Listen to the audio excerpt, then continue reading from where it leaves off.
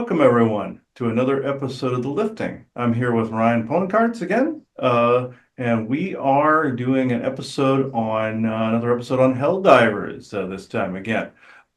This episode is being recorded on 6/29/25, and I now open this circle to true benevolence with no conflicting agendas. So now I'm going to do the law of one. We normally didn't do these on the video game episodes, but I've noticed better results on these doing this. So, this is now the law of one. When one is harmed, all are harmed. When one is helped, all are helped. So therefore, in the name of who I am, and I am one with all there is, I give thanks. This is done. So be it, and so it is. So, now I leave it to you, Ryan. Okay, so today we're going to be talking about the Illuminates in the Helldivers games. And these are the mad bastards themselves, the Squidith or Squith, as I think their like race name it really is, but everyone just calls them the Illuminate or the Squids. They're originally like a underwater race, and they're one of humanity's greatest foes in the galactic war. Both of them. So in Helldivers 2, they have reappeared after 100 years of being what we thought was extinct, as a result of us detonating a black hole bomb that created a black hole to wherever they happened to go at the end of the last war. So to start this, we need to talk about the first galactic war, when humanity fought the cyborgs, who now lead the automatons, who are like the bots. We showed them off in a previous episode. We fought the bugs, who evolved into the Terminids, who we fought who are fighting in Helldivers 2. We showed them off in the last episode. And we fought the Illuminate. So, to go into how conflict started with the Illuminate, basically, we found them and it was peaceful for a while, but then we found they had super high technology that we wanted, so we attacked them. They wanted an alliance against the other two with us, but we didn't like their tech, so we attacked them and took it. The war was bad because I didn't play the first game. But apparently the war was terrible and it did a lot of damage and both sides suffered greatly, and then we exterminated them from our galaxy. And they retreated somewhere else, either another dimension or a different galaxy. We don't know, but now we detonated this black hole bomb to destroy a hive of the Terminids, and it opened a portal. And out of the portal came an invasion force of Illuminates with their motherships, the big ones with the... Is it sharing? Yes. Okay. I couldn't see it on the thing, but the large ships that kind of look like a squid. Those are their motherships. Then you have their like drop ships, which are where did I have that from? I'll have to pull that picture back up. These are their drop ships, and they're like your classic flying saucer stylized. And they even drop like forces out of like a beam, just like a classic alien stuff. And then you have their Leviathans, which fly around almost like a stingray in the air, and they just rain down artillery barrages. These have been a big problem in the game recently because they were too strong. They've just recently made them weaker. But so now they have recently they blatantly attacked Super Earth itself in a devastating, horrible attack. And you can see that multiple of our mega cities were entirely destroyed. leaving only Equality on the Sea and Prosperity City in their wake. But the Helldivers and the Sea troops, the Super Earth Armed Forces, were able to push the Illuminates back, and now they are holding in the southern reaches of the galaxy, as you'll see soon. We basically have the protection of Super Earth down to the Chinese player base, who, when they heard that China was being attacked in this game, flocked to it to defend China. It's actually insane. There was more players than ever before in the game as a result of this event. Because of the Chinese player base basically going ham and just defending Earth along with the rest of us who were trying to defend Earth. But in that time, they took out they took out York Supreme, Remembrance, Port Mercy, and whatever city is in what is like France and the Netherlands. I don't know the name of that one off the top of my head, but it might just be an administrative center too. And this is Super Earth in the wake of their invasion. A lot has been destroyed, but rebuilding efforts are on the way for democracy. And so this is what happened. But now to show you the Illuminates themselves. And that are, where's that photo? These guys. These are what they look like. These are like energy weapon staves. They can shoot with them, or they can like hit you with them. And they're high technological race. They like using like lasers and like lightning arcing technology that will like fry you. But they also create the voteless, where they take human corpses and somehow reanimate them into essentially zombies that they control. They create like hordes of them that will go crazy and attack every living thing they see. These guys are like their foot soldier grunts, and you can tell that clearly they've been genetically altered humans in some way but what we believe is that they collect human dead and then they reanimate them in like this twisted form. They also create flesh mobs, which are these grotesque beings that are basically an amalgam of human dead that turn into like these giant charging beasts. Behind that, you can see the Stingray. That is essentially an airstrike that flies around and continuously does airstrikes on you until you blow it up. They're quite annoying. They're easy enough to dodge if you get out of the way quick enough, but they are quite annoying, and it takes a bit. It doesn't. They're not terribly hard to take down, but they can be problematic. Also, you have their Watcher, the strange floating triangle diamond thing. Some people call them the flying vaginas. They just kind of go around and they alert the Illuminate dropships where to send troops. And then you have their Walker thing, which its name eludes me at the moment. I think they're called Striders, and they have like a death ray on the front, and they like lumber above buildings, and they're about, I don't know, 20 feet tall, and they have like an overshield that you have to take down, and then you can blow them up.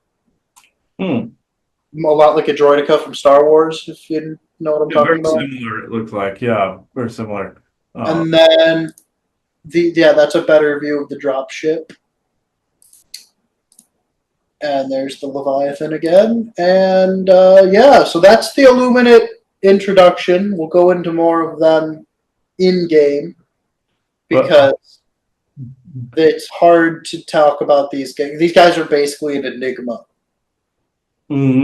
Yeah, this actually, believe it or not, I've actually seen this before. People have gotten these jellyfish and squid ships on camera before, like that, similar to that. It's interdimensional space. There's a couple different things going. There's three different things going on when people see this. One are void parasites from the void dimension, squid-like octopi type one. Then you have these interdimensional ships that are squid-like and squid jellyfish-like. The third thing is ghosts, where I've noticed some ghost fragmentaries and soul shards will appear to be like a jellyfish-like attachment that float around the ethers. This is from Centuries of Dead. That this has happened from like wraith ghost-like fragmentaries that are around. That's another one where some enemies will pick them up and hurl them, throw them, eat them, whatever. But with there's also an octopi type species, but with these guys, this is an actual race that's being depicted. It's very similar in armor, very similar with weaponry, and this particular, some of them look like squid in the face, like the Cthulhu looking people. Some of them look like goldfish in the face or carp. I've encountered them. I thought they were record keeper type races at first, but this also is also reminiscent. They say interdimensional type of thing. That's also reminiscent of aquatic Draco as well. That are essentially, from what I've learned, they come in and out of the Dragon's Triangle from a different timeline. But this specific one, I'm being told, no, drift away from the aquatic Draco. But this is more of this particular fish squid Cthulhu like race where they come in these squid like ships. So this is depicting an actual thing. And yes, can they reanimate the dead and do things of that nature? Can they do something like that? I'm being told that they did it in the ancient past, something very similar. They're depicting an actual galactic event here from extremely long time ago. Whomever comes in to speak will more than likely talk about it. But I've seen this type of thing before, and in someone's session, I saw this fish being that was actually this fish race that was actually abducting people for their basically their psilocybin, and it was in a spot in New Jersey. I spotted it's like you could see the Statue of Liberty from where I was looking this dock, and they were taking it from the workers that would then be abducted, and this particular dimensional race was doing this. It's very similar. Their armor was similar. Their weapons were similar looking. Kind of mix Aquaman meets like galactic race, and you have like their armor, the real guy's armor looking, with bigger shoulder pads though, like a football player. But and the mask was similar, trying to triangular like that one that you were showing. Very similar. So this is depicting something real, and forest people are around me, Isaac's around me, and they're all saying, yes, this is depicting something fairly accurate. Mm-hmm. So if you want to show game footage, that'd be cool. But yeah, that's I when I looked at that picture, I knew it was this. And even at the conference last year, 2024 Disclosure Now conference, Speaker Miles Johnston spoke about the jellyfish interdimensional craft there. So we thought that was interesting synchronicity. I said, yeah, these guys are dicks, pretty much. And he was talking about them in his lecture. So yeah, they're definitely a powerful race that has very problematic technology. Yeah, it's been a while since we've had problems like that. So yeah. Yeah. Someone's not happy with us. No, they're not. So yeah, when we do channel, well, you can just ask that at the end. Show me. There we go. See everything. Yeah, I can see it. It's a little crackly sounding, but yeah.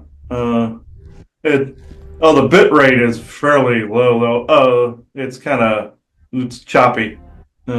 Still, wow. Hang on.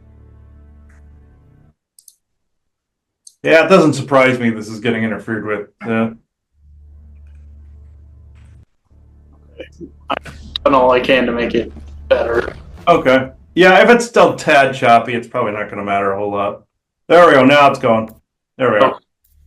There we go. It just took a minute. Yeah, it just took it'll take a minute. Yeah, it's working right.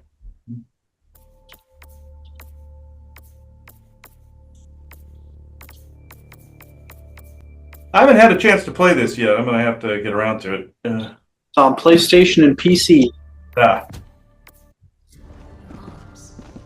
Okay, so if we go to the Galactic War, the purple are Illuminate-held territories.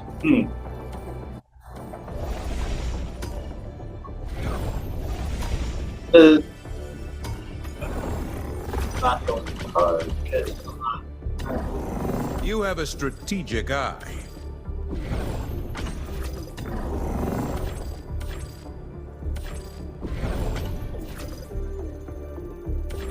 Allied destroyer coordinates received. So I'm gonna join up on some people. Initiating Try and show off as much as I the can. Zaya Rugosia system. Let's hope they don't kick me. But hope they don't what? Kick me out of their game. FTL jump successful. Mission coordinates locked. Hellpods primed.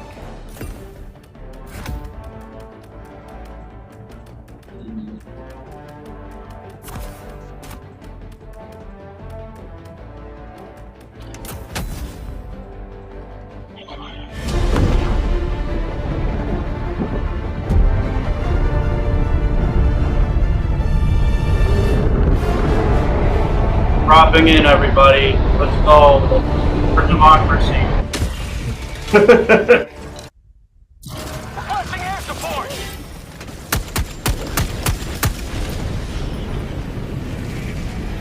Requesting orbital. Orbital inbound. Calling down a sentry.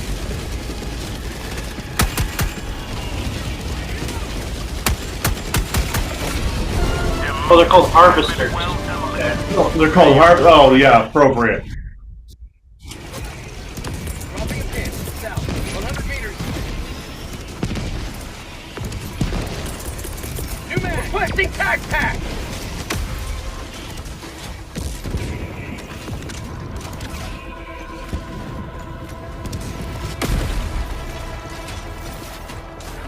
To the skies.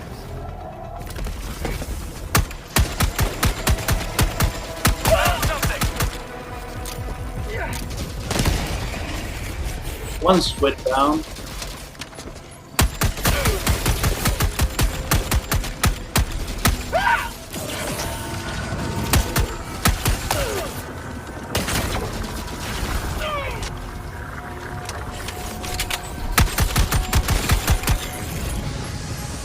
These are the elevated Illuminate soldiers. They're a bitch because they fly around Oh, okay. and they have like a rifle that does a lot of damage and shoots very quickly. But you can kind of see their skin and stuff in this guy. And their grotesque feet. Yeah. They're similar to Aquatic Draco, very, very similar, but I'm being told they're separate race. Okay, let's deal with the Horde this way. Supplies.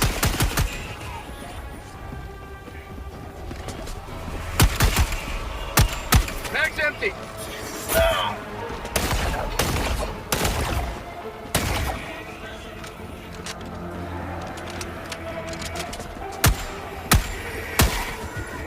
Mission at 30 minutes remaining. Sending in an eagle. When they set up shop, they'll drop their dropships down. You have to blow them up. Oh, okay. Damn. There's Flesh Mob. Best way to take them out is you have to take out all the individual faces of the beings that made it up.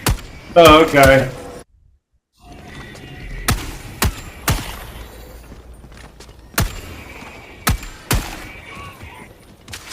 Dropping a pin. West. 200 meters.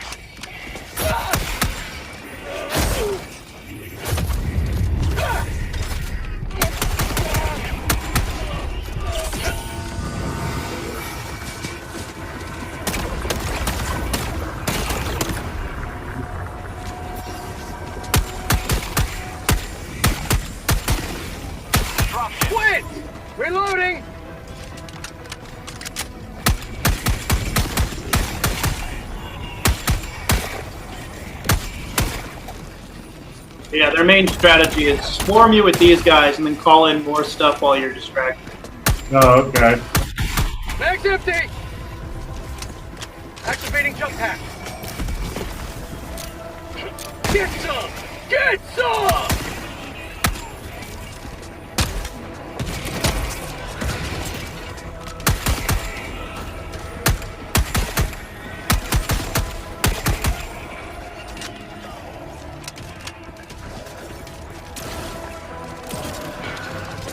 That's what calls things in.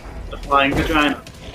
Mag's empty! It also will shoot you with electricity. For prosperity!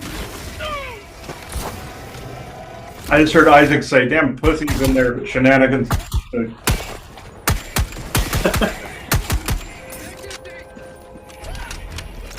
Oh, there's that thing over there is a Destroyer joining cognitive squadron. disruptor. Cover the combat zone.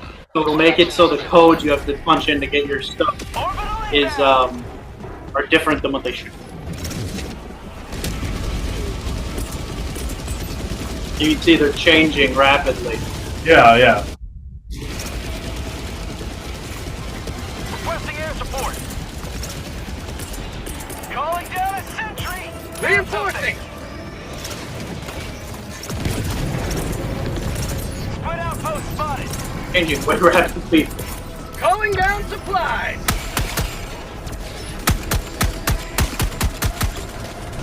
Sending in an eagle. Oh.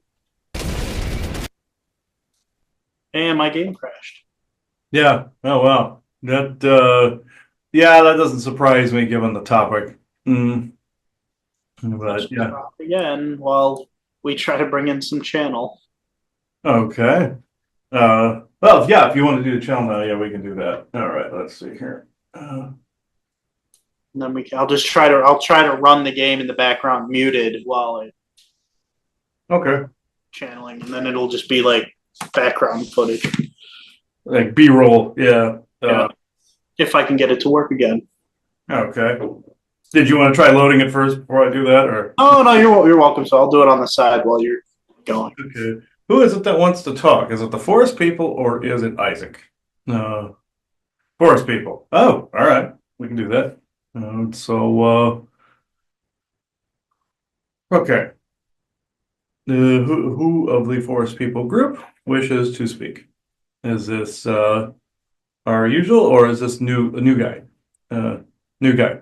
Yeah, all right. We just met him this morning, folks, off recording. His name is Orton. And he doesn't, I'm not sure how old he is, but he may be of a family that actually knows a bit about these particular beings. Yes. Okay, how old are you, Orton? You say 420? No. 520, did you say? Okay. Let's see. Okay. 520-ish, somewhere there. Okay. 27, 28, something like that. Okay.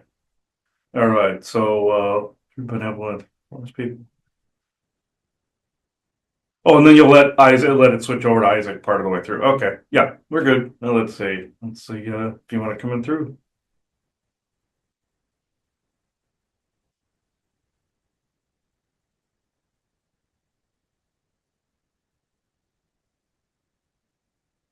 Oh, I know what you want. Okay. I gotta get the foot. The forest people foot if I talk to them. Okay. I was wondering why you weren't. Okay.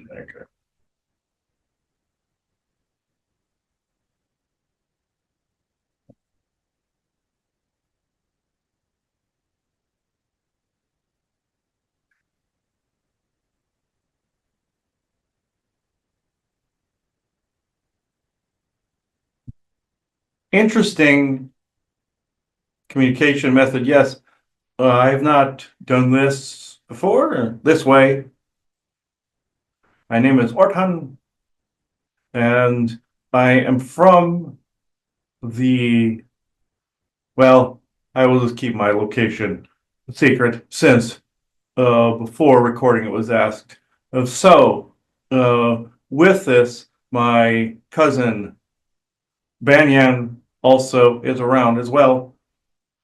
We wish to comment on these creatures.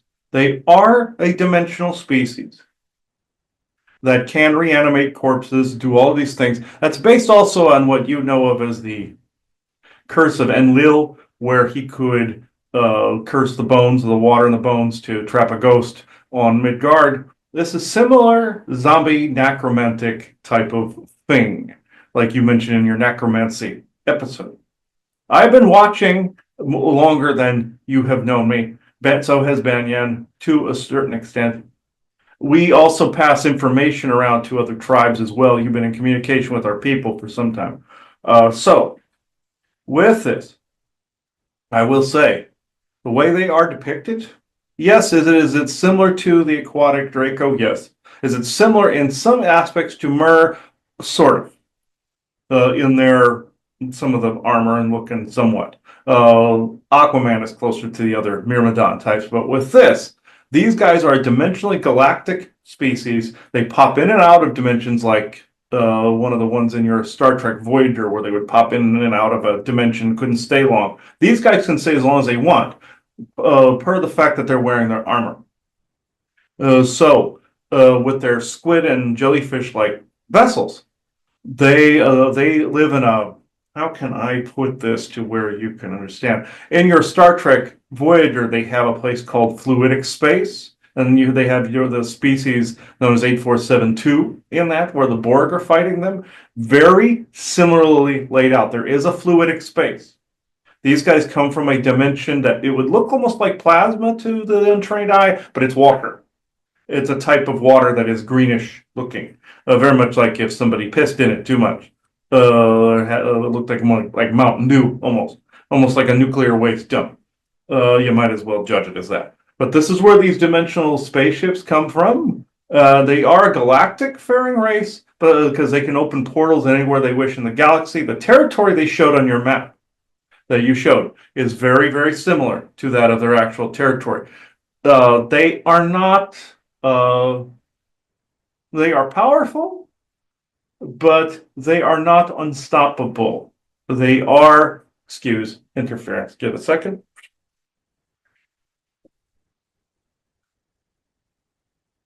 The other jellyfish attachments that people see sometimes are thrown by these species dimensionally, but they are also, as he says, ghost fragmentaries or shards. That's in more of your paranormal realm, not ultra-dimensional.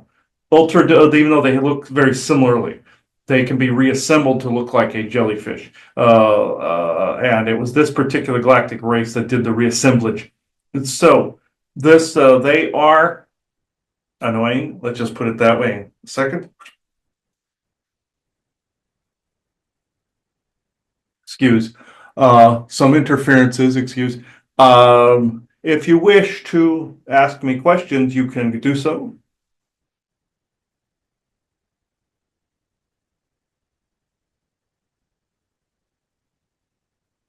You're on mute.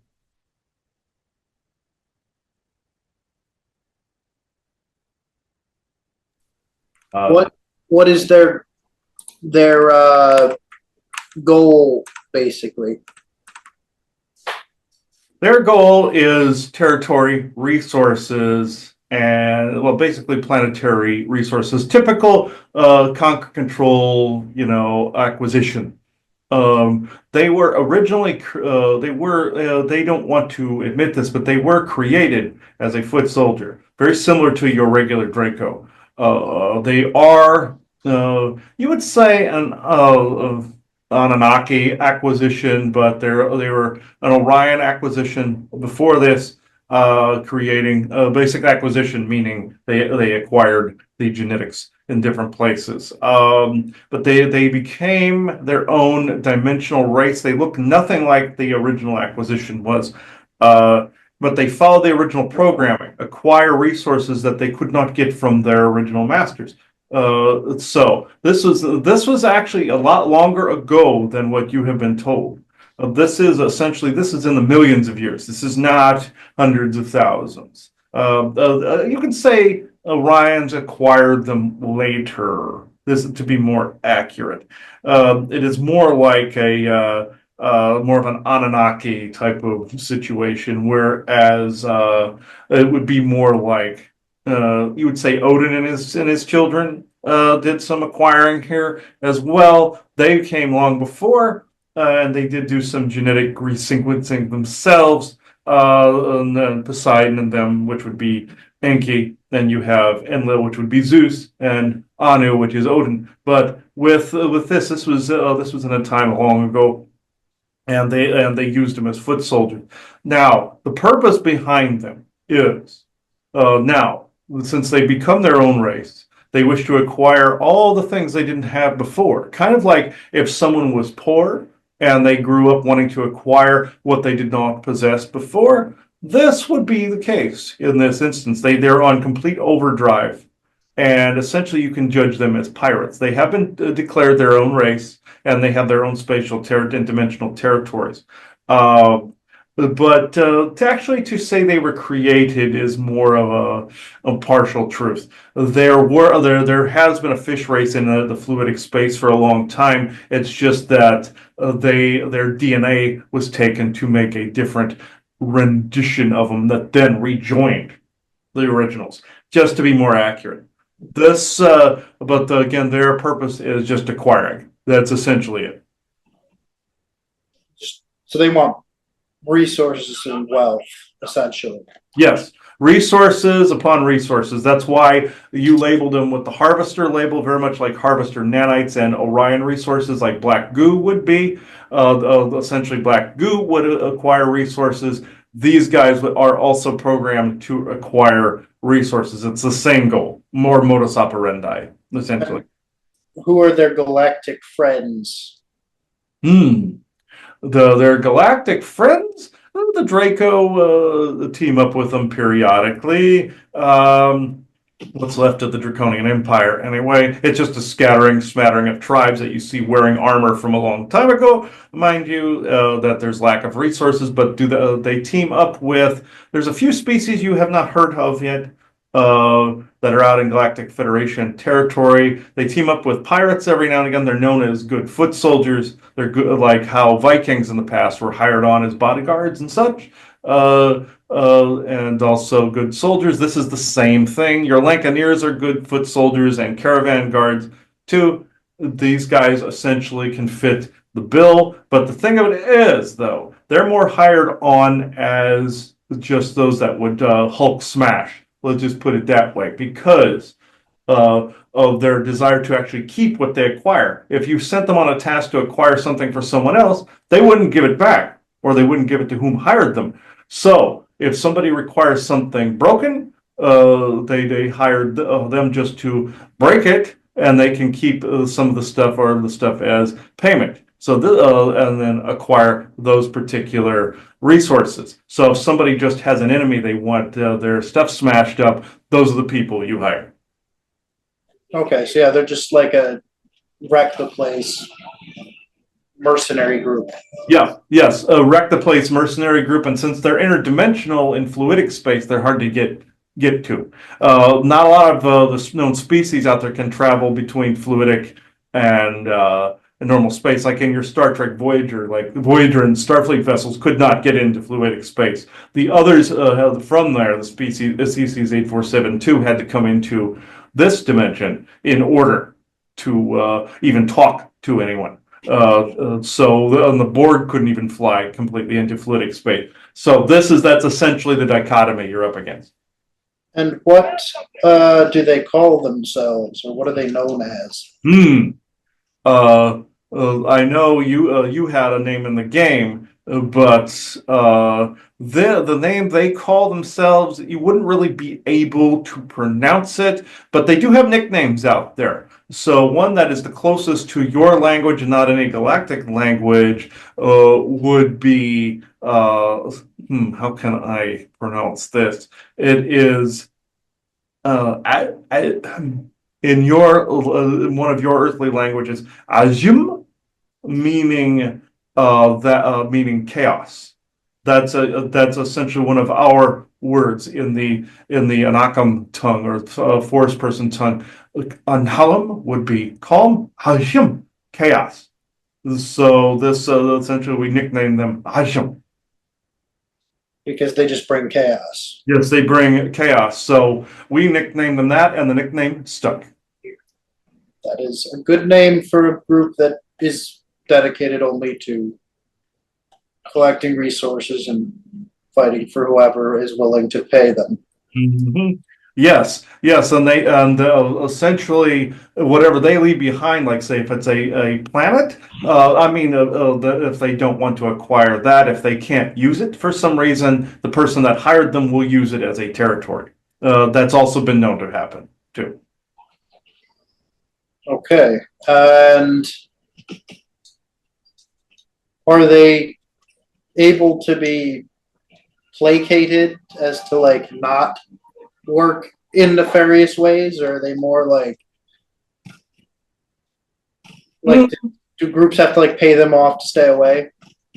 Sometimes, yes, if they pay them off. Very much like in your Viking history, some groups would just make deals, pay them, and give resources so they wouldn't ransack their village or town, or rape and pillage and plunder. This is essentially the same thing, but if they see a territory worth taking, they will do it anyway. 9 times out of 10, you say they would take the bait or take the tribute, let's just say, or the bribe. But yes, some people do pay them to stay away. Yes.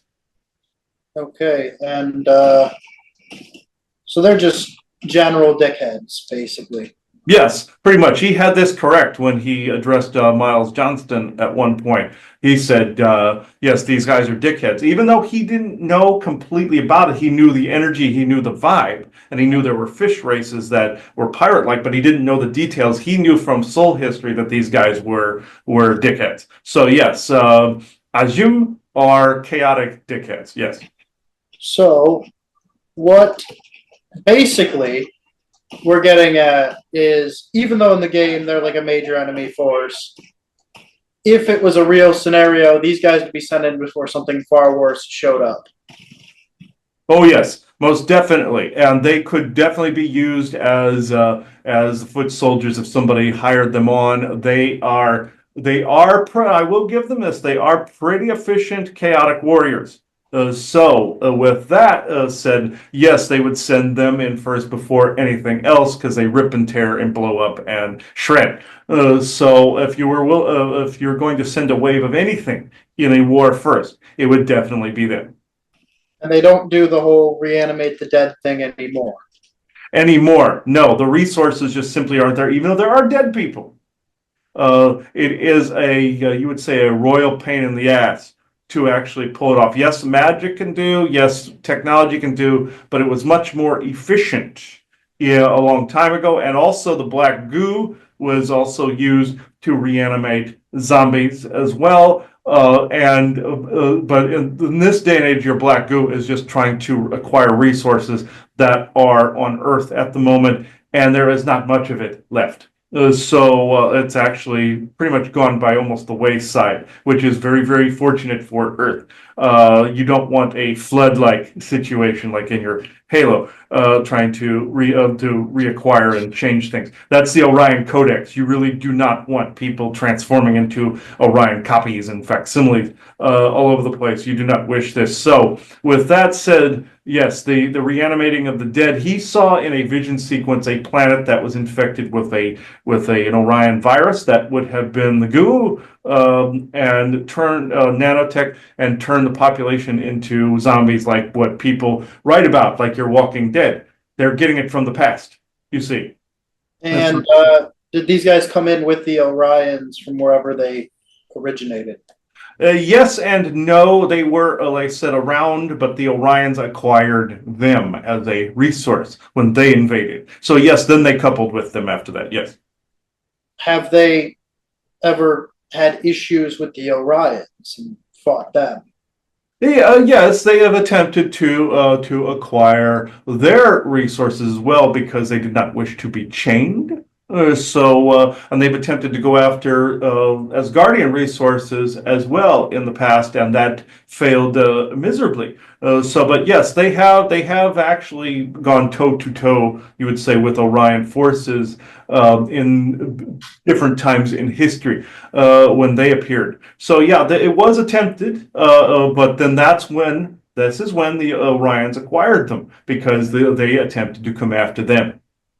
I They see. would, they would acquire them because they're powerful. Yes. And they they don't tend to come around this area much, like the Earth.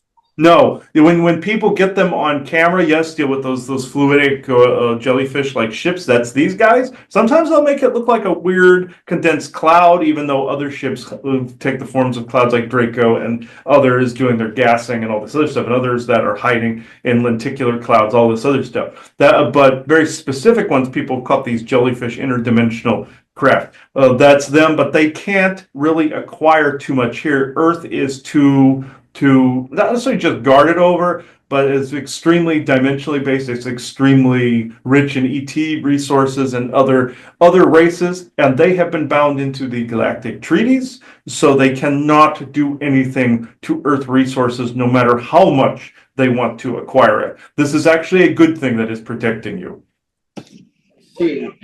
Okay. Any final statements about these guys? Just that the Ajim, even though they may object to being called and named after the concept and element of chaos, we really do not care.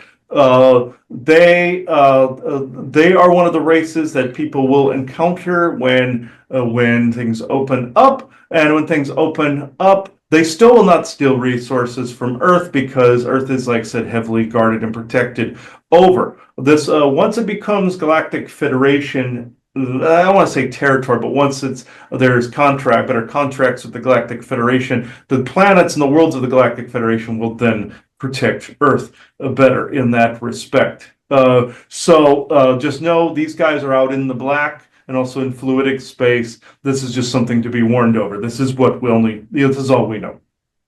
Okay, thank you. Your Isaac wishes to make a statement really quick. Give me a moment.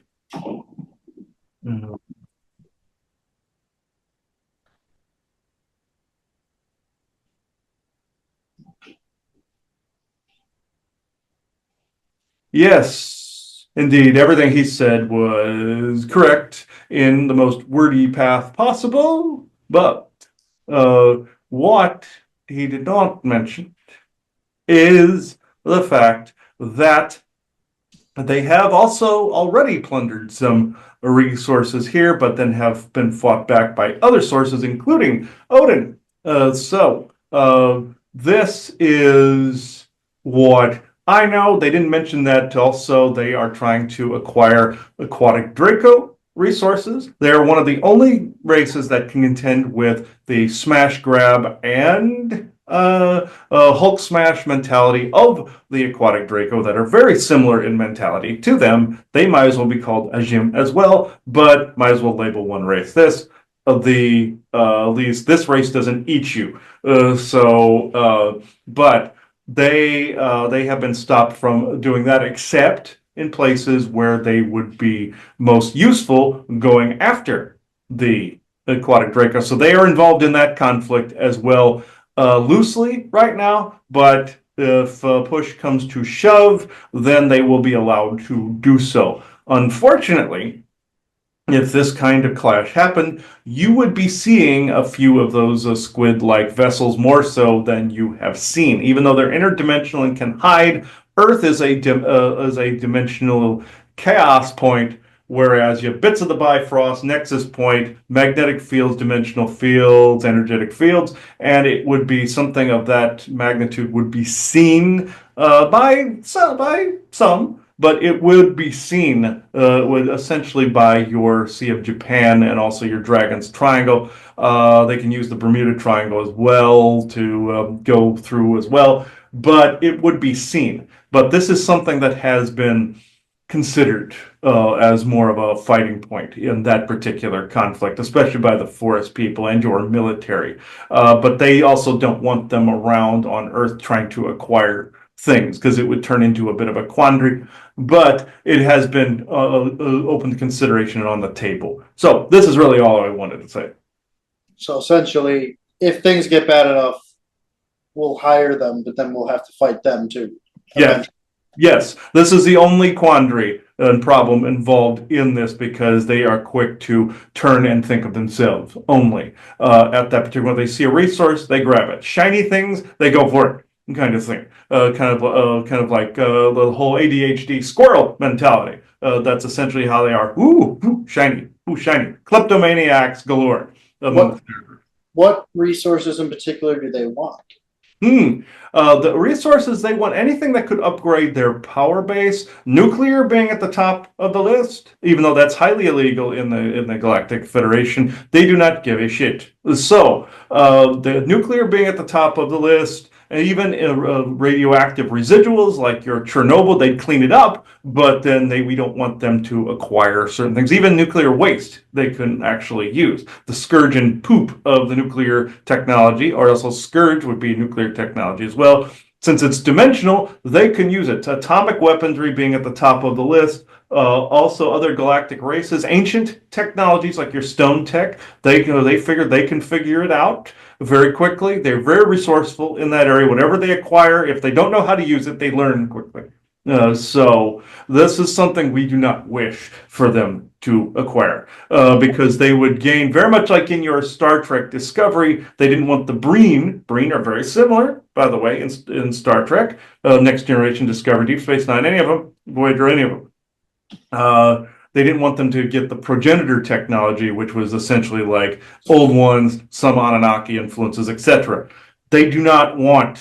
Nobody wants them to acquire that. Very much like the Breen, which again are very similar in mentality.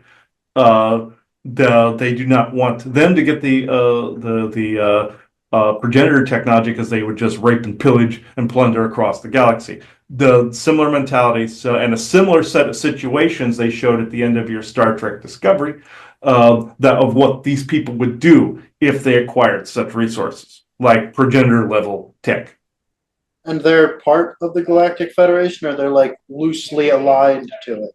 Loosely aligned is the best term. They're being kept in check by all the member worlds, but they won't mess with any of the member worlds because they'd be wiped out. So if Earth would be integrated in that, they wouldn't be able to mess with it. Everybody would come to Earth's defense if they tried to invade. There are good aspects to all those treaties, and there's bad ones as well, whereas if somebody tried to open the Earth up before the particular time, they would be moved against. This is why you're not seeing anybody try this. There's accords in place, very much like your Sijic Order and your Daedric Lords going into that pact. It's the same identical type of scenario. Okay, so they're like a resource to be used in bad times, essentially. Yes. Essentially, yes, correct. They figured if they're here, we might as well use them. They can Hulk, smash, and grab all they want in situations where it is warranted and needed. Yes.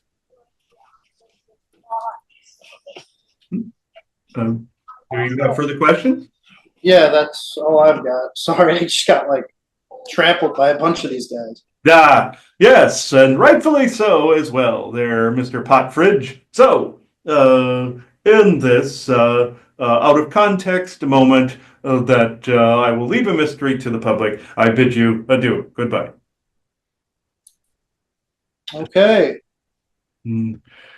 All right, that was interesting. Yeah, he was showing me images of when they've had to use them out there. And what he's saying is there are certain things in the works that are speeding up towards disclosing a lot of this.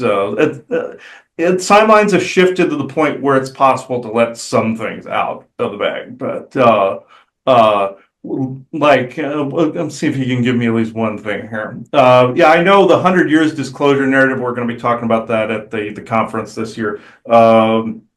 Whereas everything was slow drip Valiant Thor and them essentially set it up to where eventually it would be revealed 100 years after the Eisenhower Accords. But with that said, if people want it out earlier than the 2050s, they have to put this out there. There's a lot of stuff going on to where it could shift even to within this decade. So that's essentially what he was getting at. And so They just had that big like UFO UAP thing in the Senate like yesterday. Mm-hmm. Yeah. Even though some of that is narrative, a lot of things are for show. There's also truth being shown as well. So yeah, there is a narrative being played out, but there's a lot of races out there that have tried to integrate themselves into that. Like this is why you see so many commercials with different aliens and stuff in them and stuff like that. They're trying to get people to decode those forms. One of the best known ones is a Mountain Dew commercial where you see all the different ET types that are in the commercial saying we're your bros, we'll drink Mountain Dew with you, that kind of thing. Also, progressive commercial with a forest person and coming out of a UFO, stuff like that. That's why you're seeing it more. There's narrative involved, and there's yield involved, but there's other truth involved in that too. So, and Valiant Thor is the architect for the yield. I came to find out as well. During the Eisenhower timeframe, some of the treaties were tweaked to bring things out over that period.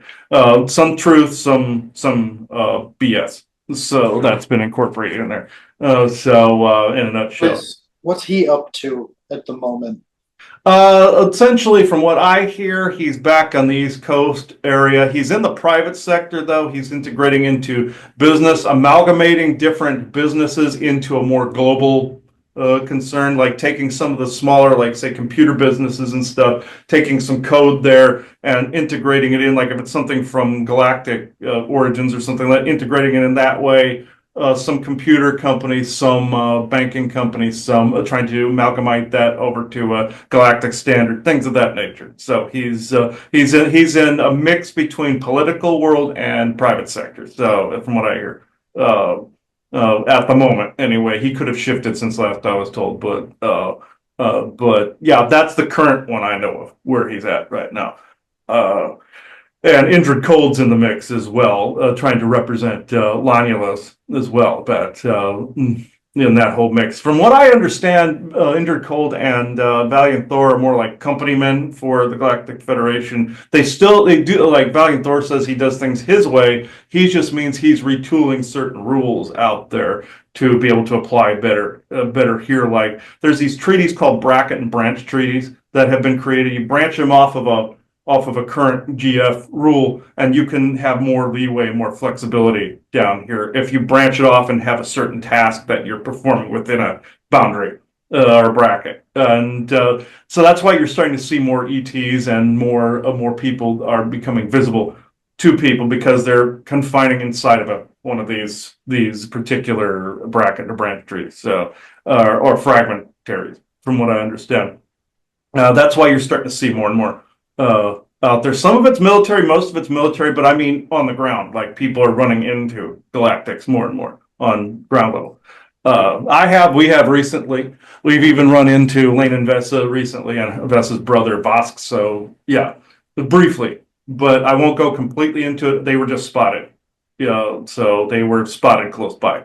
Physically to where Vesa actually walked past me within like a couple of feet. So, which I found very interesting. So, the only reason I said that is they were approving me talking about that. So, but physically, they're like bump shoulder physically. So, yeah. So that you're going to see more and more of that activity, more things like that, which is a very good thing. Hell. I think the game's about to crash. Or not, maybe not. Oh, I think it's working. Okay, there we go. We'll just see if the game like shits the bed as soon as anything big comes. Okay. That seems to be the MO today. Is as soon as like I start doing stuff, it's yeah, my computer's an asshole sometimes too. So more time. Let's check on. I'm gonna try fighting a different enemy and see if that helps. Okay.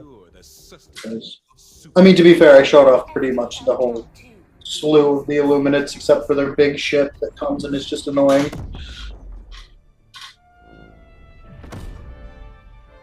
We're gonna lose this planet, which is not good. Jump.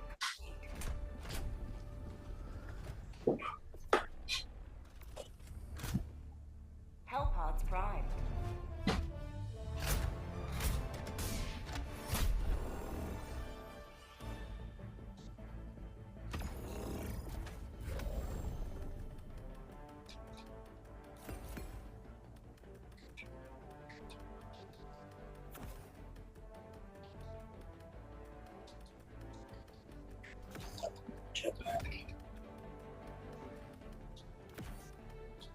That's actually very overkill for this mission.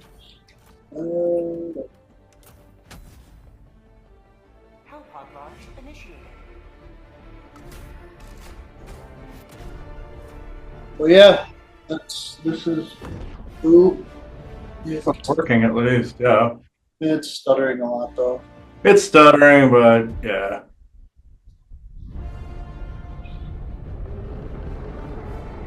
Yeah, and those pods too. A lot of the SSP have those drop pods like that too. Yeah, where they can like orbital insert. Yeah. There's people that have memories of like dropping through atmospheres and stuff like that, Mm. And some of the current some of the SSP military factions still have those too, where they'll sometimes will invade alien ships and do stuff like that, and kill the aliens. And we talked about them repatriating humans, all that other stuff. Yeah, no. That's like the ODST, like what they were supposed to be doing when in the game Halo 3 ODST. Yeah. Their whole plan was to drop onto like an enemy capital ship and like kidnap one of their leaders. Mm-hmm. But the ship decided to jump while in atmosphere to another like planet, Mm-hmm. and as a result, they like crashed into an invaded city, and then were like basically guerrilla fighting inside the city, trying to get out. No, that's interesting. Yeah, it's similar like some of the SSP factions where I believe they've been in situations exactly like that. There's one on Earth though, that's more of an Earth first group, and they do that to UT ships sometimes. They're considered more pirates though. Mm. Yeah, but this game, the reason why I chose this game topics for today is because it just had like a big comeback with all the. Sony removed a stupid rule that they made that brought a lot of players back, and the narrative has just been really good recently. With like with the invasion of Earth and all kinds of stuff. It looks interesting. Yeah, I'm gonna have to try this one. Yeah, it's on PlayStation and PC, and then possibly Xbox if Xbox can is going to do what they said they're going to do. You'll be able to play it through a PC account on an Xbox. Oh, okay. Because Xbox is trying to integrate with Steam, which is like the main games marketplace for PC. Okay. And then if you own it on Steam, you should be able to play it on an Xbox, which is going to piss Sony off, and they might like find a way to like not allow that. But we'll see. Yeah, either that or Sony's going to have to do something similar. Yeah. Yeah, Sony's like adamant that they don't want to do it, so we'll see what happens. But in order to compete, they're going to have to if Microsoft or Xbox does it. Mm-hmm. Yeah, gaming's in a really shitty place right now. Mm-hmm. Just in general, because of basically Nintendo. Nintendo screwed everything up. What did Nintendo do? They brought out their new Switch, and now the games are going to cost $80. Oh, okay. And so all the other ones are like, well, they can charge $80. Why shouldn't we? Oh, in order to compete, yeah. And it's just price hiking things that used to be $60 or less, and now they cost a buttload. Yeah, I've noticed that. And the quality of a lot of games have gone down considerably. Like if we're going to use examples, Call of Duty's quality has gone into the toilet, and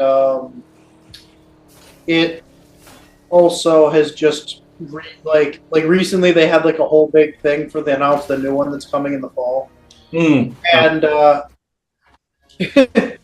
they got like they rented out like a whole big arena space to do this like big show, and like I guess not even 10% of the place was full. Oh my God.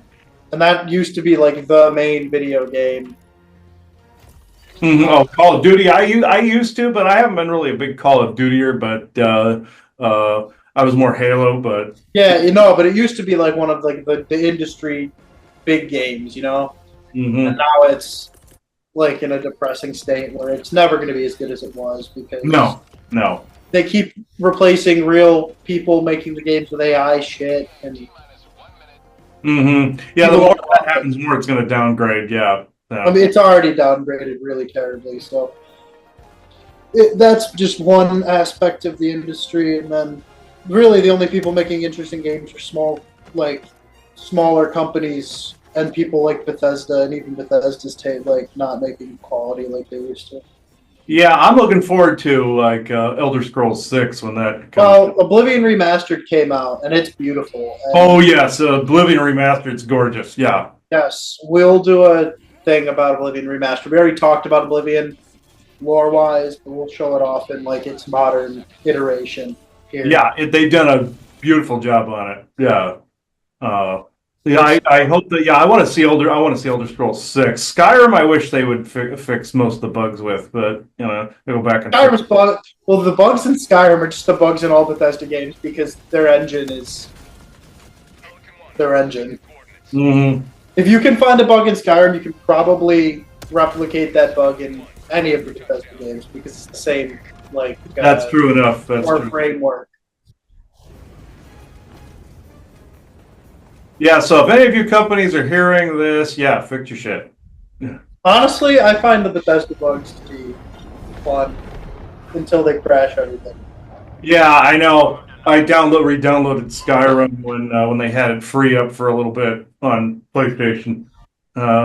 Makes sense. Yeah, and it seems to be working fine. It only crashed once on me, so it seems to be fine. Yeah, this game is so fun, and it's chaotic as hell. At the high end, it's so chaotic. Yeah, it looks interesting. I'll have to give this a try. Yeah, I'm usually not surprised by how much disclosure they put in a lot of these games. Video game industry seems to have a lot of disclosure. Elder Scrolls being one of the top franchises that has it. Halo and this one seem to be the top ones. So This one's good too because it's made by a small team, and they just really enjoy what they're doing. You could just tell that. Mm-hmm. Like since I played a lot when it first came out, and I've gotten back into it recently. And like when I stopped playing, for instance, this had just come out. Now we have all these other ones. That one's like a cowboy theme. That one is like a police theme. This one is like ceremonial military. Okay. This one's kind of crazy. These are like the fanatics of Super Earth. These guys are like Urban Defense Force. These guys are like the Gestapo. These guys use chemical warfare. Okay. Fire. And then these guys are like behind enemy line commandos. These are like snow troops. This is just like cool stuff. That is like tech warfare. Mm-hmm. This is just more cool warfare, and then that's like the initial one. But yeah, it's so fun, and I've been working my way through like unlocking all this stuff. Yeah, that looks like a lot of like it's SSP mixed with galactic variations and variants of both. And there's like a bunch of different armors and stuff. So like I'll go through the armors.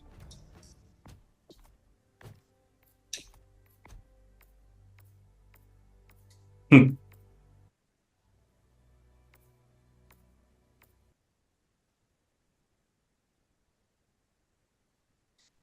they all have like an armor passive that gives you different like extra abilities compared to like the base armors. Well, that's interesting. There's even some where like he's got like a prosthetic arm and leg in this one. Okay. That's funny.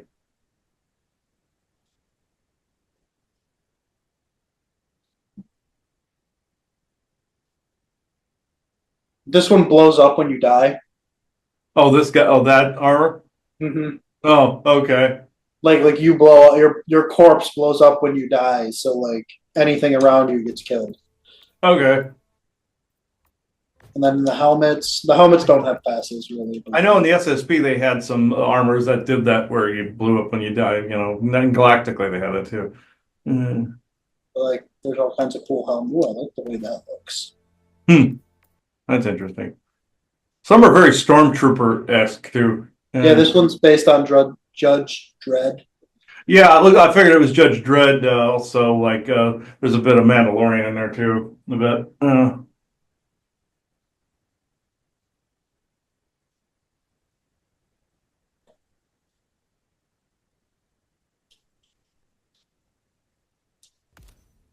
Yeah, this one's very Mandalorian like Yeah, it is. Yeah, a lot. with the T visor. And there's different capes. Capes are interesting. Yeah. And the giveaway, like this cape just came out as like a fuck you to Sony, which owns the game, which is hilarious. Why'd they do the fuck you to Sony? That's interesting. So Sony basically killed the player count, and as a result, the community review bombed the game, and that's what those red lines mean. Mm. And it was due to the fact that Sony made it so you had to link a PlayStation named account to the game account in order to keep playing on PC. Okay.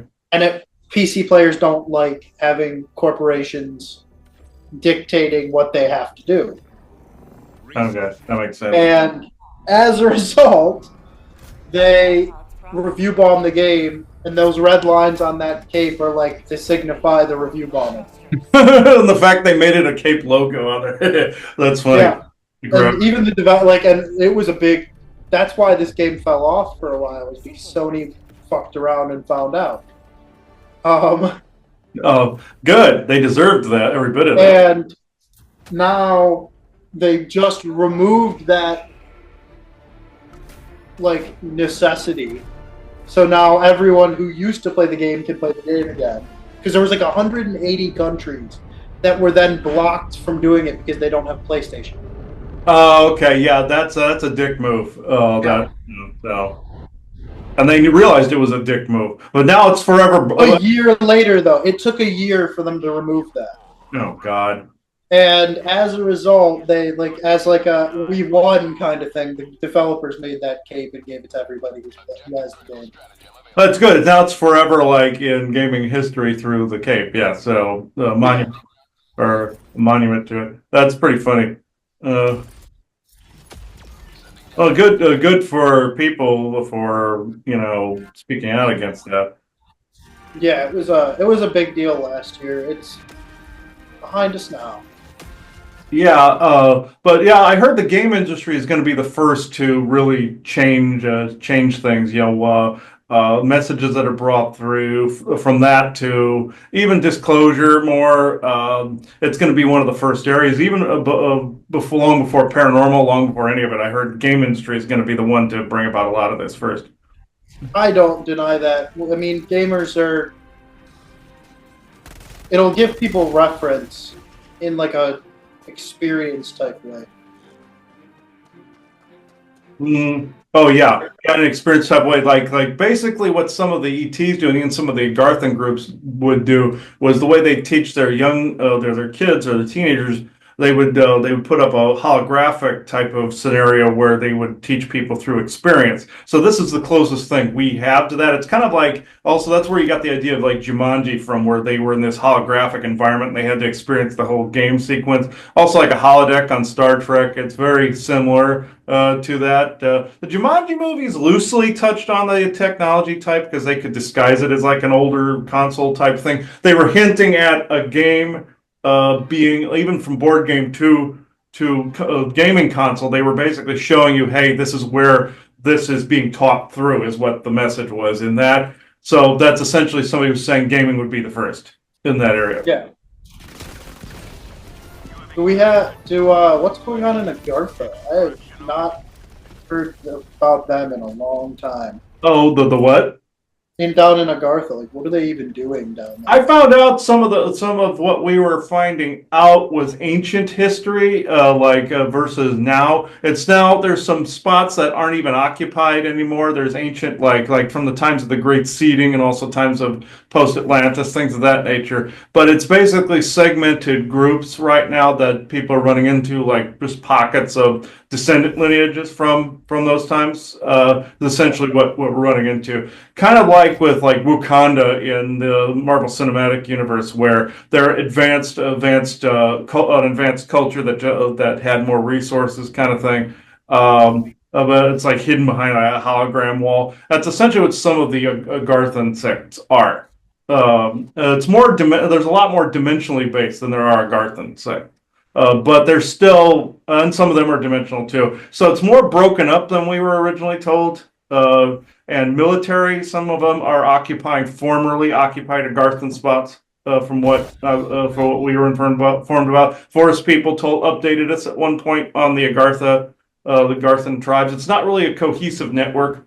It's just they're scattered descendant lineage groups. Mm-hmm. Like you had Syrians on the west coast, you had some forest people mixed in there, you had some cat people like in Arizona, Lancaneer groups that are dimensional. They're not really Agarthan, but then you had maybe a couple small fish groups, then you had a few others like Elven and all that other stuff, but most of them are dimensional anymore, but then you have some underground as well. You had some Nordic groups as well. And then, of course, you have our military doing crap and occupying spaces, drilling into the spaces like you've heard the stories about breaking into Agarthan areas, or even the Battle of Dulce, where they found that Eben and Lancaneer and Grey grouping in there during that. Oh, I've heard of that one, yeah. Yeah, that's essentially where it's at right now. Is that from what I heard? Just like the whole Agarthan network thing isn't really around anymore. No, that was ancient. That's an ancient idea. So sometimes you don't know who you're talking to and in what time frame you're talking to. A lot of the information we were getting had already come to pass. It was in the record. Okay. Yeah, but modern right now, aside from somebody being a smartass out there and saying everything's in the now moment, like a certain red-haired person was going to say here, but he's a smartass when it comes to that. But as of right now, where it stands is they're essentially more broken up. Like what happened with the Draconian Empire is essentially you just have broken up several tribes that fight each other, and they might claim some resources that come about them, like on Mars or other places. They'll pick up a piece of armor, paint it with something like how you see in Halo, where they got some of them have the war paint, like some of the Sasquatch facsimiles on there have the war paint and everything. So it's like that, but there's a lot of the resources don't exist. It's like in Gene Roddenberry's Andromeda, where Dylan Hunt's frozen in the black hole event horizon. And then he wakes up 300 years later, and there's like no Commonwealth resources anywhere. And the Commonwealth had collapsed, but none of the resources also existed. So that's how galactic tech from the period from a long time ago was. The black goo had completely wiped out a lot of resources. So except if you were lucky enough to be more advanced than the black goo, like the Ligurians or the Fjordi or any of those type of races, or Trogdobooyan or any of those. But that's essentially where it's at. Where there's when the Lyrans came back in the picture, they noticed there wasn't many resources left, and they've had to readapt. It's like on Stargate SG-1, where you had like the replicators came to Earth, and all they could do was grab our own resources. Like they grab a submarine, and they had all these spider-looking replicators that looked like iron, like mechs, instead of like the alien advanced ones. That's kind of where they're at in that area. Galactic Federation holds some of the original resources, but not a lot, from what I hear. Mm. And what was I gonna say? Now I'm drawing a blank. What I was gonna say, I'm surprised the Sasquatch are letting the alien discussion happen before they come out. Yeah, I mean they're one of the races that's also showing themselves as well. This is They what are. I'm surprised they're gonna let like us deal with aliens before that. Oh yeah, it's because well, they're also trying to get a seat at the table. You know, the Galactic Federation considers them more like us, like a descendant lineage versus like the original Galactic race. They're basically testing them in the same way, and they're getting thoroughly fed up with it. They're like they do all these. You have your GF testers that are testing them too, and they're getting thoroughly pissed off about it. They've advocated for us, but then the Galactic Federation just sees us as a society that actually we've forgotten some of our origins. And they see them the same way. So yeah, they're going to be up there. They're going to be up there as one of the contacts as well. But yeah, I'm a little surprised too. Yeah, I figured they'd come out and be like open before. Yeah, they're trying. They're part. Some of them are part of those branch treaties as well. That's why some of them appear in photographs. They can get away with that, and contact like channeling, of course, is always permitted. But yeah, they're going to be one of them. They're going to be. What I'm hearing is they're going to be also equal in that. But you're going to see more Nordic races, I believe, first. Yeah, I figured. Yeah. Human. Yeah, they look like us, like Elaine and Vessa's people, the Lanulosians and all. They look exactly like us. So yeah. Have you seen those memes of why humanity can't why aliens don't come here? Yeah, I've seen a few of them, but if what have you seen? It's one where it's like what would happen if humanity got Has joined squad. was like working with aliens, and then it's just a Star Destroyer coming in. Right. And then there's another one that's recently there's these like AI. Have you seen like the Bigfoot vlogs ones? Oh yeah. Those. Well, Yeah. like this past week there was ones of these like alien invaders that had like been just traumatized by the way humans wage war, and it's like one of them jumped out of the bushes and said "boo" and then killed us all. And then there was another one that's like, we were there to talk about a parlay, and one of them kicked our general off a cliff while screaming, "This is Sparta." That's funny. Yeah, some of those are creative. About the Sasquatch also running into their own like paranormal activity, and it's really just humans messing with them. Yeah. That's hilarious. Some of those are hilarious. The forest people, they have mixed opinions about that. Some of them find it hilarious, some don't. You know. Some don't like AI depictions, some do, you know. I thought the alien invasion one was absolutely hilarious because it's just these traumatized aliens like back on their ship talking about like the hell they went through against humans. That's hilarious. Yeah, that's another area of disclosure I found out. That's why it's being allowed to be created like that. It's another area of like kind of grounding it, here to Earth of how to get people to interact with them in a normal way like that. You know, I came to find that out why that's being created like that. But those have been hilarious. A lot of those have been hilarious. People hearing this should know what we're talking about, but I'll have to look for the link in the description. But oh, they're funny. Yeah, they're just talking about like things humans definitely would do that would just traumatize an invading force to think that they're better than us. That's funny. That's hilarious.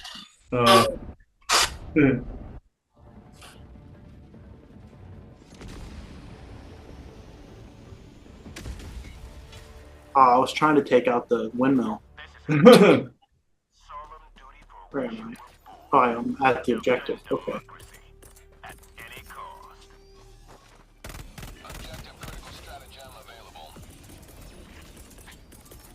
Requesting sentry. Calling down a sentry.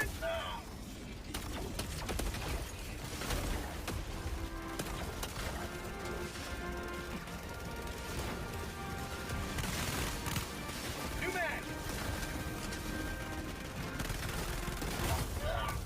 My own turret killed me.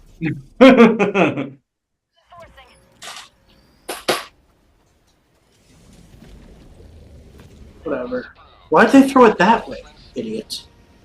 Throw me towards the objective, not away from it. That's always funny, glitch. Mm. Freedom requires firepower. Calling down a vehicle. That'll do it.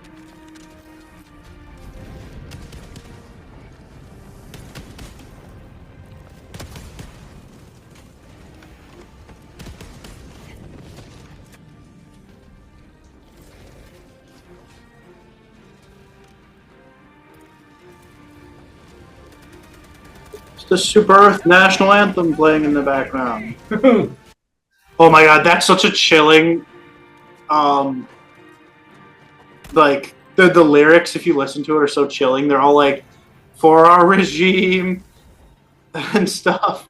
Like almost like a Nazi type of thing, yeah. Yeah, I mean, I did find out what managed democracy actually means in the lore of this game. And it's like, you fill out a vote that's more of a questionnaire about where you, like, what politics you want. Mm-hmm. And then a computer, like, pairs you to the best candidate. Oh wow. Okay. The managed democracy. Okay.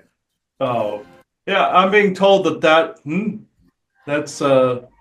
more of a possible like timeline if people would allow that. Yeah. That managed democracy don't allow it is what I'm being told. But yeah. But that's you don't want managed democracy, so that's a real kind of narrative that they want to kind of test the waters with, and people shouldn't accept that. Yeah. I have a feeling it's going to happen either way. Yeah, yeah. Just like our collision course with the Galactic Federation, and also a United North America as well. We're on a collision course for a United North America or North American coalition under one currency too. So, Yeah. mm.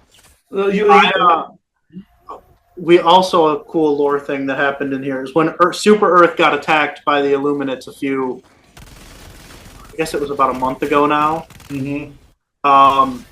The president died valorously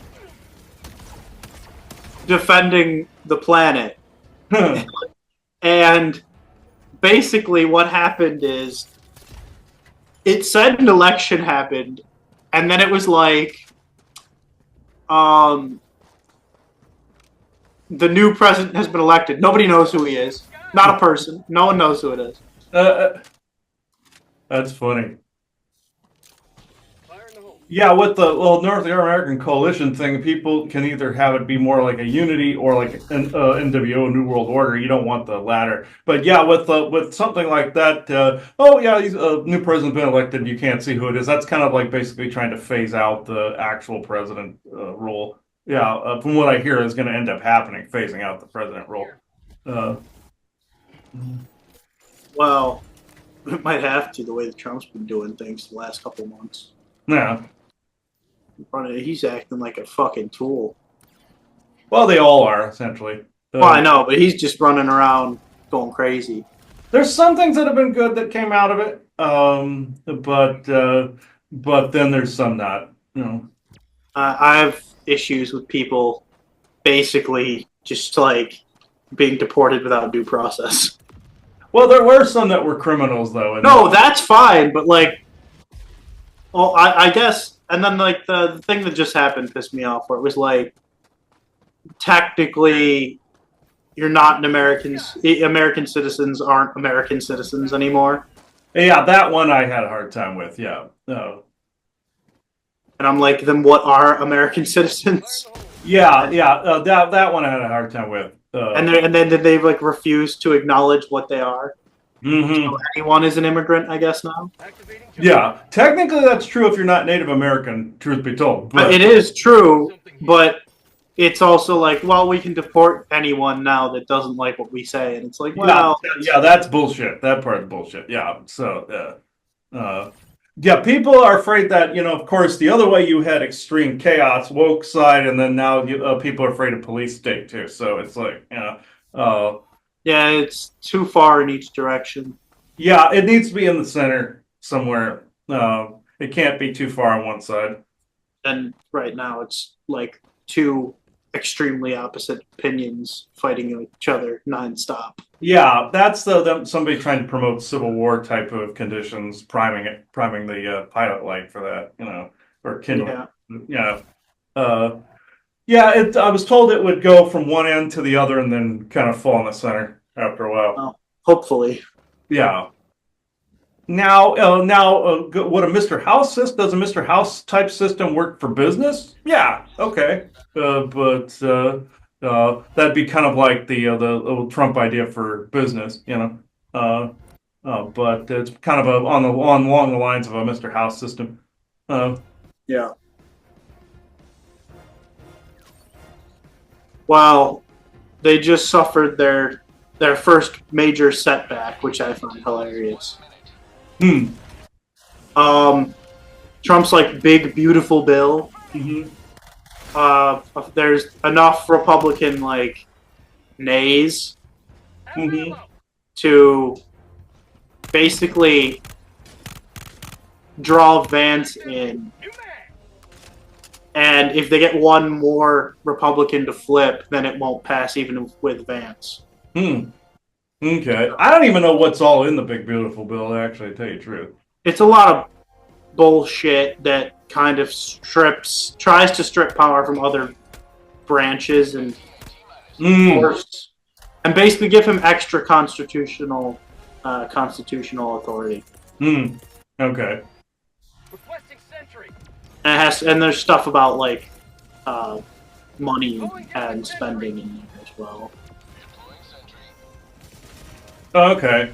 I heard though Valiant Thor is working basically, that Trump and Valiant Thor are not necessarily working together per se, but it's kind of along the lines of the 100 Years disclosure narrative. That's why it's moving so quickly.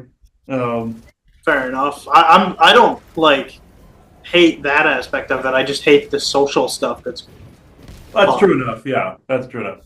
The methods by which then they have to get to that goal. Yeah. Yeah. Because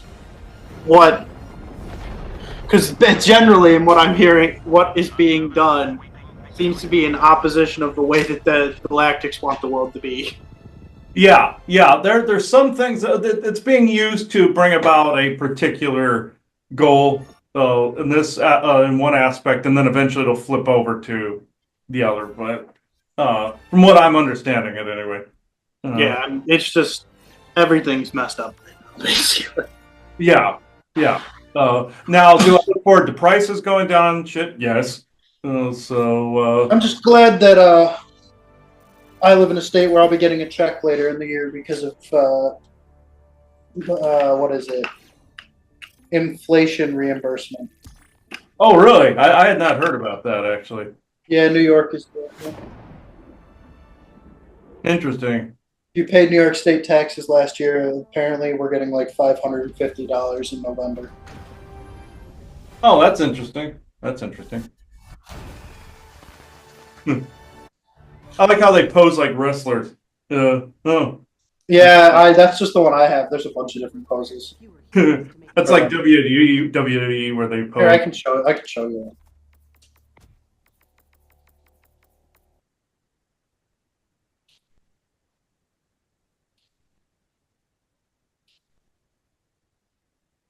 The finger gun.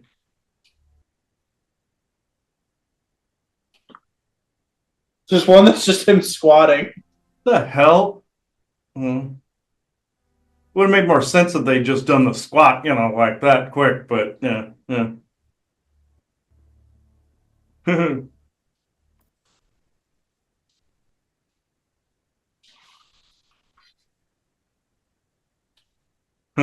Just a random one. There's even more than that. I just don't have them all unlocked. And then there's emotes. Hug. I'm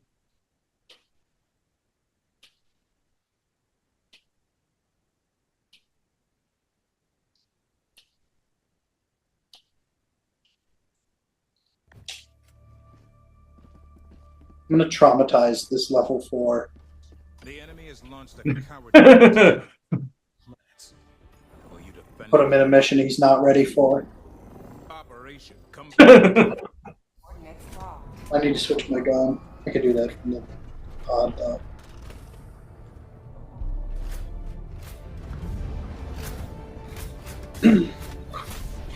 he just was like, this game is so fun, so now it's my turn to be a dick.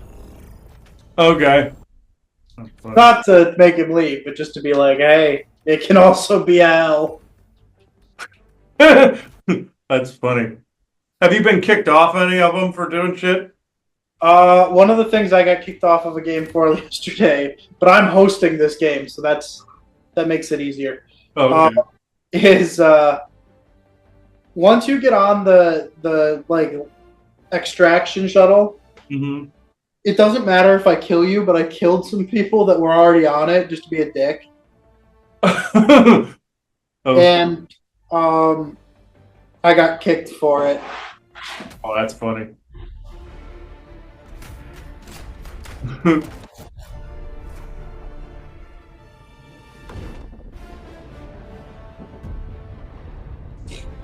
But yeah, you can. One of my favorite things to do is to put like a bomb right next to somebody. Oh yeah, that's hilarious. In Red Dead Redemption, a friend of mine and I would always go around and just light a stick of dynamite next to people and just explode. You know. Yeah, this is a bit worse though because I'm dropping a 500 kilogram strike like 30 feet from them. That's funny. Yeah, we would just go into places where people were just playing poker. That's because of people like us, they had to make a separate server for people playing cards because we just go in and light a stick of dynamite next to a bunch of people and blow the whole room up. I'm surprised you didn't get put in the bad players lobby. We did for a little while. We did. I know that you can. The Rockstar games have like a delinquent players lobbies that they'll put people in if they don't behave. Oh, we did. We did for a short time actually. So we'd go around and mess with people as they were trying to like accomplish goals, like pulling the mine cart back into the mine and all that other crap. That was us, pretty much. That's terrible. Like, so, I would have been so pissed. I would have been like, these fucking assholes won't leave me the fuck alone. like somebody had just won the carriage, from doing the mine cart thing, and we stole the carriage and just ran off with it. So like, and then we shot the guy as he was trying to board it. So yeah, we were those guys. So. Oh, this is a cool little mini game right here. Oh, nice. Gosh. Package acquired. And for people listening, the minecart thing is where you had to get the minecart all the way up to the top or you're fighting people, so we just pull it back down again. In the along a track in a mine in Red Dead Redemption. People were considered major dickheads for doing shit like that. So I also, on that note, I used to flood my friend's house in lava in Minecraft. I like as long as it wasn't a house that would burn down from it, yeah, just fill the place with lava. Mm-hmm. Well, I used to plant explosives under people's houses and set them up. So I don't like doing that because it messes up the terrain. It does, yeah. I like my worlds to stay pretty. Yeah, I like them pretty too, but yeah, it was still pretty funny though. Like if there's a creeper hole, I'll go fill it with dirt. That's how anal I am about it. Oh yeah, I'm pretty anal about that, getting it all nice and everything. Yeah, so. But this one time I blew something up though. Oh, they're fighting the enemy over there.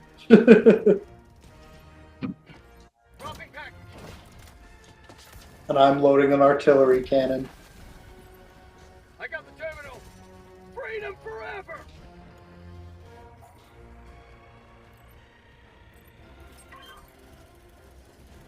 And then I can use that artillery to destroy things. Objective complete.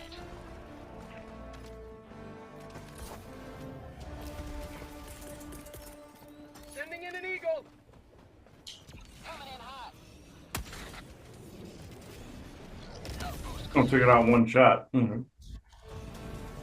It's the easiest way to do it, otherwise you'll get swamped by guys.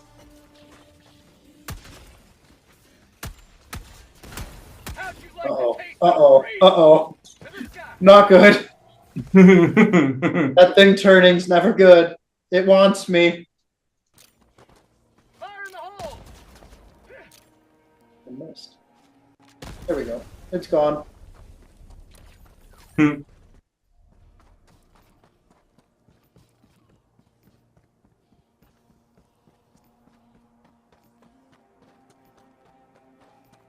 But yeah, if you get this game, we could probably stream it.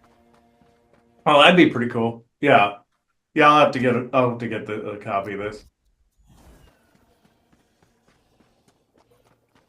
And you make a Discord account and we can sit in there and chat while we play. Yeah, yeah. I have a Liftings Discord account, so we can. Oh, then yeah, then that works. Yeah, we can do it there.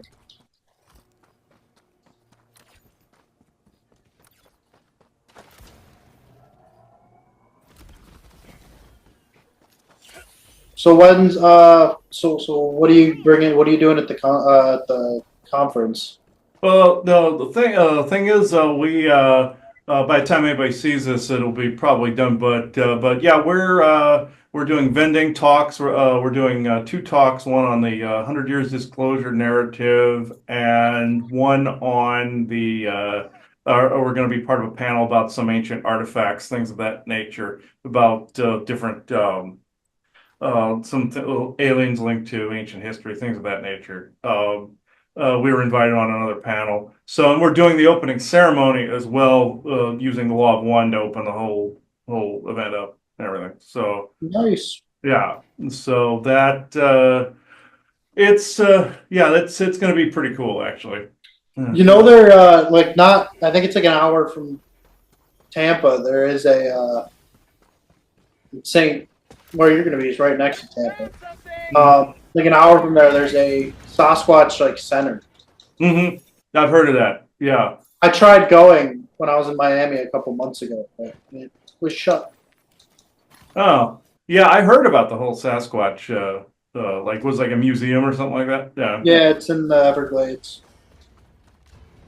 It's called like the Skunk Ape Research Center, I think. Okay.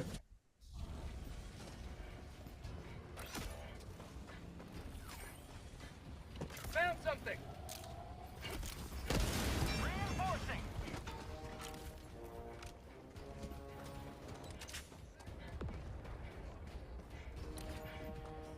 Outpost cleared. But I wanted to go. It just didn't work out because it was Easter Sunday and it was shut. Oh, okay. Okay. I went at a bad time. That's Yeah. Yeah. We'll see if we can try checking that out. If there's time. There were other people there that wanted us to come by and stuff like we just don't have time. yeah, it's close to Everglades City. Ah, okay. Because then when that didn't work, me and my buddy just went on an airboat. Ah, okay. And even though he lives in Miami now. And he's lived there since like June of last year. That was the first time he saw a gator, and I'm like, dude, I used to see him all the time when I lived in Florida. What are you on about? Yeah. Oh, yeah. I one time when we were at Joanna's family's house there, I went to go throw shungite in this pond, and so as soon as I dropped a whole bunch in there, I saw like a tail move underneath. I'm like, I gotta get away from the edge of that. Yeah. But I was like flabbergasted that he hadn't seen one in the whole time he'd been there. He's like, yeah, dude, it was so cool. It was the first one I saw. I'm like, what the hell? Yeah, they're very communicative too. You know, like when there's somebody I know that I do a session with in Florida, and they're very they're very telepathic. I noticed. Interesting. Gators are. Sometimes I mistook them for actual other reptilians like Draco and such, but no, they run on a different frequency, and they're very talkative. Like they'll point out like entities and stuff that are nearby and everything. So. Normally you expect a lizard to like lie to you, but if it's if it's for their best interest, they tell you the truth. So, but I've noticed that with animal communication, they do talk a lot. Alligators do, and crocodiles. And some do. Some will just keep themselves, but yeah. But in some cases, I've run into that. That's interesting. It took him. That was the first time we ever saw one. We saw one when we were in Florida last. We saw there was a dead one we saw on the side of the road, and then we saw a living one walking through somebody's yard. Mm. That's kind of creepy in and of itself because that person on the way back, we noticed that person was outside walking their little dog, and the deer was gone. So I was thinking, okay, that person never saw it. When I was little, we used to harass them with an RC vehicle. Oh, they probably ripped RC vehicles up too. They probably did, but they didn't get this one because it was fast as fuck. Oh yeah, they're pretty slow on land. So yeah. Oh, they're not. They do. They can run like 30 miles an hour. Oh, I thought gators always seemed pretty slow as long as they came out of the when they're coming out of the water, they're quick. But like I always Yeah, thought, no, I've seen one like running like 30 miles an hour down the road, oh damn, okay. Mm. and I'm like, I didn't think this thing could do that. Yeah, I didn't think they could do that either. But yeah, that's surprising. Hmm. Ah! Oh Jesus. God.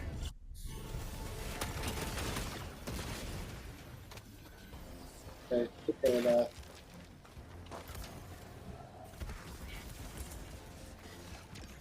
Objective critical stratagem available.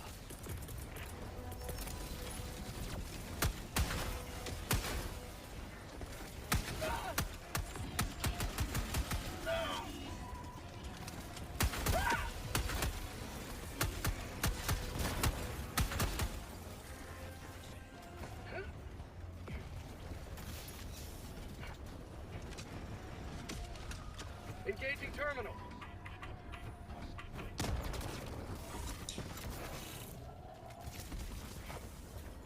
Oh, those guys are gonna get killed. Especially F4 is gonna get his ass blown into Kingdom Come. That's funny. And they're dead. Okay. I think they all died, actually. Yeah. No, these two are good. Okay. The guy that was right next to it. E2 and P. I'm like, he ran around the corner. He's gone. Yeah. That's pretty funny. Oh, that's funny. I tend to be super efficient. I'll just run from place to place and do everything. Yeah, I do crap like that too in games like this. Yeah. I'll just go do it by myself. Yeah. That's the second one of these guys that I've killed. That's funny.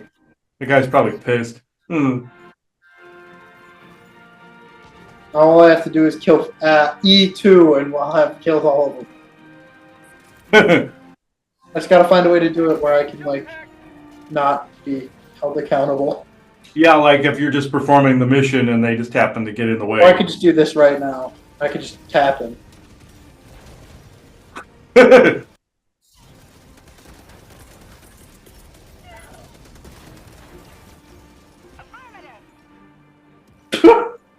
Okay, now he'll be pissed. Okay.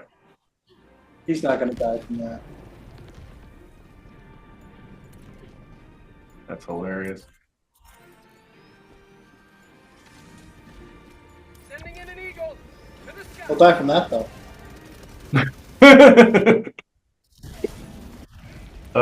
Yeah, he's dead. Hmm. Calling in reinforcements.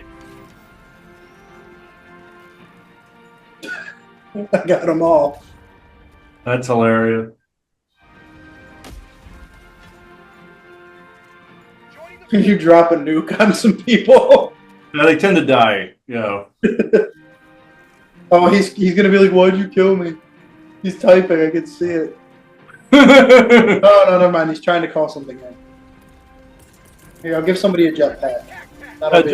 just like in Red Dead Redemption, my friend and I went around and we were shooting people, running them over with horses and everything, and then blowing them up and such, and then they'd send us text saying "Stop it" and stuff like that, and eventually they complained to next, Rockstar. yeah, and then we You got got locked put- up for a while, yeah. Yeah, you got put in the bad players lobby. Yeah, in the penalty box, pretty much. Yeah. Yep. I've been put in the bad players lobby in GTA. No. You get it for destroying people's cars. Well, wah,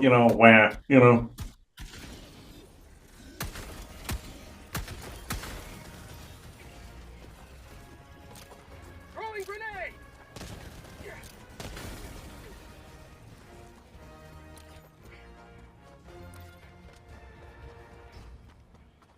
And I would just go around with like an attack helicopter and blow them their cars.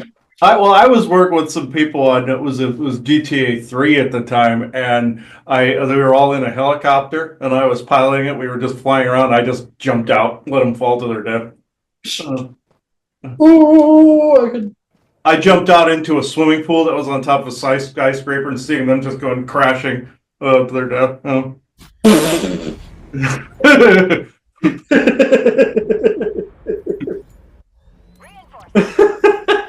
I killed everybody except for one of them.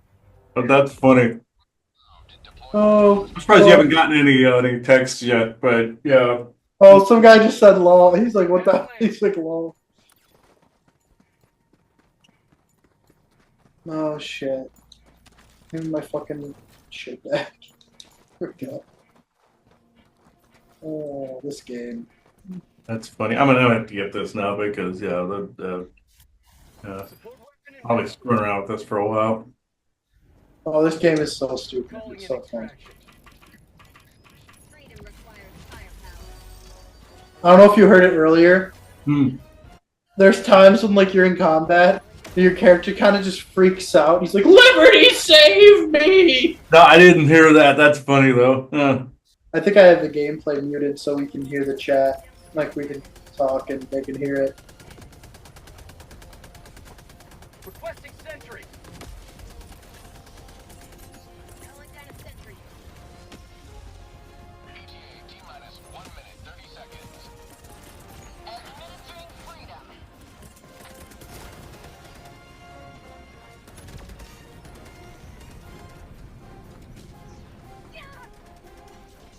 Bag's empty. Get back. I didn't even kill them with that. That just. That's funny. I know what happened. I slowed him down so he couldn't get away when something didn't come to kill him. What am I using as a? Oh, I'm using that. Okay.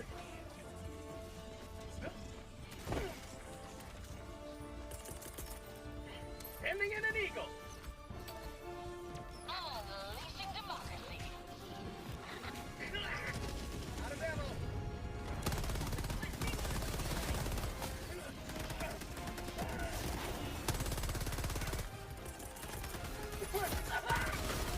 Oh, rude.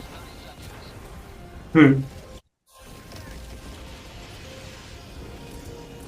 Here, have some napalm. In 6 seconds. Really?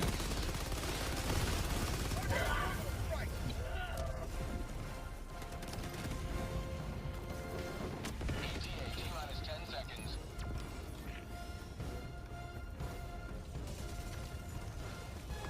Request approved. Deploying reinforcements. This is Pelican 1. I have visual on the extraction zone. Point me to the enemy. Bag's empty. Pelican 1. That has no warhead in it, man. Watch where you're standing.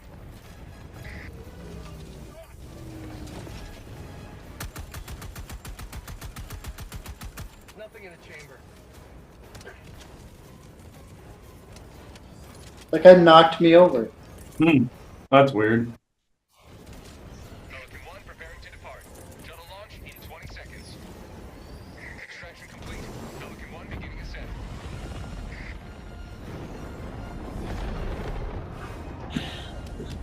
Another victory for the right. He knocked me over with the root, like the outburst from behind his missile launcher. That's funny.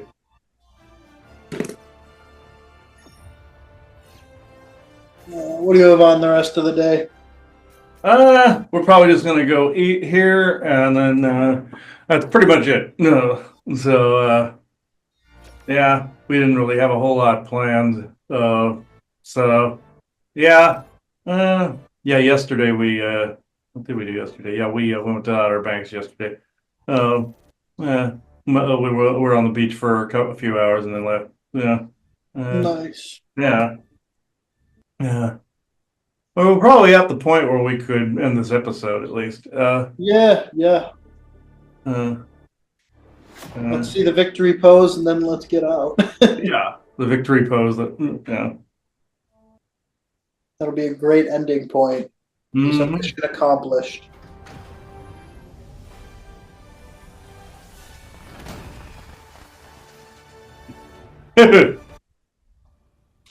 All right. Yeah, that's a good stopping point there. Yeah. Hope you guys enjoyed this. This has actually been funny, and I would definitely check this game out. This is one of the big disclosure games out there right now, along with Halo, Elder Scrolls, and several others, so series and all that. So, but Ryan, I don't know if you have anything else to add. No, just keep keeping on, people. All right. Okay, everybody. Hope you enjoyed this. So I now close this circle within true benevolence and no conflicting agendas at this moment in time. So thank you, everybody. Bye bye now.